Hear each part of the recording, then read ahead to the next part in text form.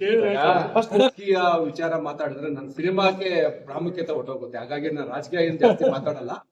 ಈಗ ಮುಂದಿನ ದಿನಗಳಲ್ಲಿ ಸಚಿವ ಸಂಪುಟ ವಿಸ್ತರಣೆಯ ಅವಕಾಶ ಇದೆ. ಮೋಹನ್ ರೆಡ್ಡಿ ಅವರು ಬಹಳ ರೈತರ ಪರವಾಗಿ ಹೋರಾಟ ಮಾಡ್ತಾರೆ. ಯಾವಾಗಲೂ ನಾವು ಸಿನಿಮಾದಲ್ಲಿ ಹಸು ಸಾಲ ಹಾಕತ್ತೀವಿ, ಅವ್ರು ಯಾವಾಗಲೂ ಕೂಡ ಹಸು ಸಾಲ ಹಾಕತ್ತಾರೆ.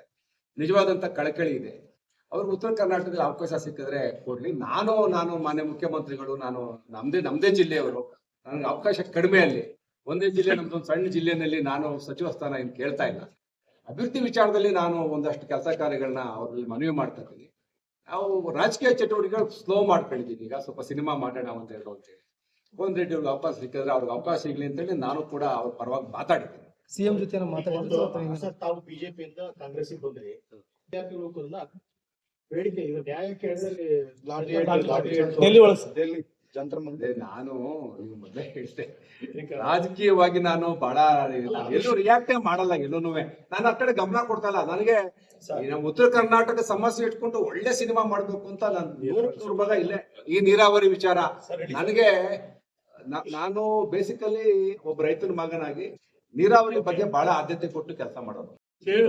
ರಾಜಕೀಯ ವಿಚಾರ ಮಾತಾಡಿದ್ರೆ ನನ್ನ ಸಿನಿಮಾಕ್ಕೆ ಪ್ರಾಮುಖ್ಯತೆ ಹೊಟ್ಟೋಗುತ್ತೆ. ಹಾಗಾಗಿ ನಾನು ರಾಜಕೀಯ ಏನು ಜಾಸ್ತಿ ಮಾತಾಡಲ್ಲ. ಈಗ ಮುಂದಿನ ದಿನಗಳಲ್ಲಿ ಸಚಿವ ಸಂಪುಟ ವಿಸ್ತರಣೆಯ ಅವಕಾಶ ಇದೆ.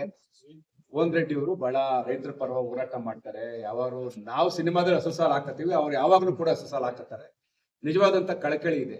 ಅವ್ರಿಗೆ ಉತ್ತರ ಕರ್ನಾಟಕದಲ್ಲಿ ಅವಕಾಶ ಸಿಕ್ಕಿದ್ರೆ ಕೊಡ್ಲಿ. ನಾನು ಮಾನ್ಯ ಮುಖ್ಯಮಂತ್ರಿಗಳು, ನಾನು ನಮ್ದೇ ಜಿಲ್ಲೆಯವರು, ನನಗೆ ಅವಕಾಶ ಕಡಿಮೆ ಅಲ್ಲಿ. ಒಂದೇ ಜಿಲ್ಲೆ, ನಮ್ದೊಂದು ಸಣ್ಣ ಜಿಲ್ಲೆನಲ್ಲಿ ನಾನು ಸಚಿವ ಸ್ಥಾನ ಏನು ಕೇಳ್ತಾ ಇಲ್ಲ. ಅಭಿವೃದ್ಧಿ ವಿಚಾರದಲ್ಲಿ ನಾನು ಒಂದಷ್ಟು ಕೆಲಸ ಕಾರ್ಯಗಳನ್ನ ಅವ್ರಲ್ಲಿ ಮನವಿ ಮಾಡ್ತಾ ಇದ್ದೀನಿ.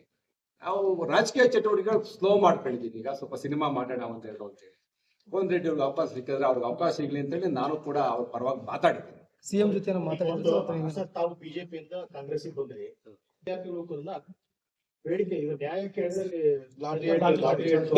ಡೆಲ್ಲಿ ಜಂತರ್ ಮಂದಿರ. ನಾನು ಮೊದಲೇ ಹೇಳ್ತೆ, ರಾಜಕೀಯವಾಗಿ ನಾನು ಬಹಳ ಎಲ್ಲೂ ರಿಯಾಕ್ಟ್ ಮಾಡಲ್ಲ. ಎಲ್ಲೂನು ನಾನು ಆ ಕಡೆ ಗಮನ ಕೊಡ್ತಾ ಇಲ್ಲ. ನನಗೆ ನಮ್ಮ ಉತ್ತರ ಕರ್ನಾಟಕ ಸಮಸ್ಯೆ ಇಟ್ಕೊಂಡು ಒಳ್ಳೆ ಸಿನಿಮಾ ಮಾಡ್ಬೇಕು ಅಂತ ನಾನು 100% ಭಾಗ ಇಲ್ಲೇ. ಈ ನೀರಾವರಿ ವಿಚಾರ ನನಗೆ, ನಾನು ಬೇಸಿಕಲಿ ಒಬ್ಬ ರೈತನ ಮಗನಾಗಿ ನೀರಾವರಿ ಬಗ್ಗೆ ಬಹಳ ಆದ್ಯತೆ ಕೊಟ್ಟು ಕೆಲಸ ಮಾಡೋದು. ರಾಜಕೀಯ ವಿಚಾರ ಮಾತಾಡಿದ್ರೆ ನನ್ನ ಸಿನಿಮಾಕ್ಕೆ ಪ್ರಾಮುಖ್ಯತೆ ಹೊಟ್ಟೋಗುತ್ತೆ. ಹಾಗಾಗಿ ನಾನು ರಾಜಕೀಯ ಏನು ಜಾಸ್ತಿ ಮಾತಾಡಲ್ಲ. ಈಗ ಮುಂದಿನ ದಿನಗಳಲ್ಲಿ ಸಚಿವ ಸಂಪುಟ ವಿಸ್ತರಣೆಯ ಅವಕಾಶ ಇದೆ. ಮೋಹನ್ ರೆಡ್ಡಿ ಅವರು ಬಹಳ ರೈತರ ಪರವಾಗಿ ಹೋರಾಟ ಮಾಡ್ತಾರೆ. ಯಾವಾಗಲೂ ನಾವು ಸಿನಿಮಾದಲ್ಲಿ ಹಸು ಸಾಲ ಹಾಕತ್ತೀವಿ, ಅವ್ರು ಯಾವಾಗಲೂ ಕೂಡ ಹಸು ಸಾಲ ಹಾಕತ್ತಾರೆ. ನಿಜವಾದಂತ ಕಳಕಳಿ ಇದೆ. ಅವ್ರಿಗೆ ಉತ್ತರ ಕರ್ನಾಟಕದಲ್ಲಿ ಅವಕಾಶ ಸಿಕ್ಕಿದ್ರೆ ಕೊಡ್ಲಿ. ನಾನು ಮಾನ್ಯ ಮುಖ್ಯಮಂತ್ರಿಗಳು, ನಾನು ನಮ್ದೇ ಜಿಲ್ಲೆಯವರು, ನನಗೆ ಅವಕಾಶ ಕಡಿಮೆ ಅಲ್ಲಿ.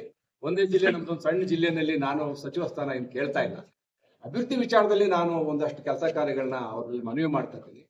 ನಾವು ರಾಜಕೀಯ ಚಟುವಟಿಕೆಗಳು ಸ್ಲೋ ಮಾಡ್ಕೊಂಡಿದ್ದೀನಿ. ಈಗ ಸ್ವಲ್ಪ ಸಿನಿಮಾ ಮಾಡೋಣ ಅಂತ ಹೇಳಿ ಮೋಹನ್ ರೆಡ್ಡಿ ಅವ್ರಿಗೆ ಅವಕಾಶ ಸಿಕ್ಕಿದ್ರೆ ಅವ್ರಿಗೆ ಅವಕಾಶ ಸಿಗ್ಲಿ ಅಂತೇಳಿ ನಾನು ಕೂಡ ಅವ್ರ ಪರವಾಗಿ ಮಾತಾಡಿದ್ದೀನಿ. ಸಿಎಂ ಜೊತೆ ತಾವು ಬಿಜೆಪಿಯಿಂದ ಕಾಂಗ್ರೆಸ್ಗೆ ಬಂದ್ರಿ, ವಿದ್ಯಾರ್ಥಿಗಳು ಕೂಡ ಬೇಡಿಕೆ ಇದು ನ್ಯಾಯ ಕೇಳಿದ್ರೆ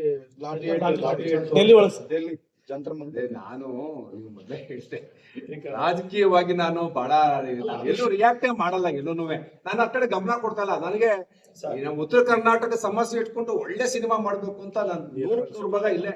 ಈ ನೀರಾವರಿ ವಿಚಾರ ನನಗೆ, ನಾನು ಬೇಸಿಕಲಿ ಒಬ್ಬ ರೈತನ ಮಗನಾಗಿ ನೀರಾವರಿ ಬಗ್ಗೆ ಬಹಳ ಆದ್ಯತೆ ಕೊಟ್ಟು ಕೆಲಸ ಮಾಡೋದು.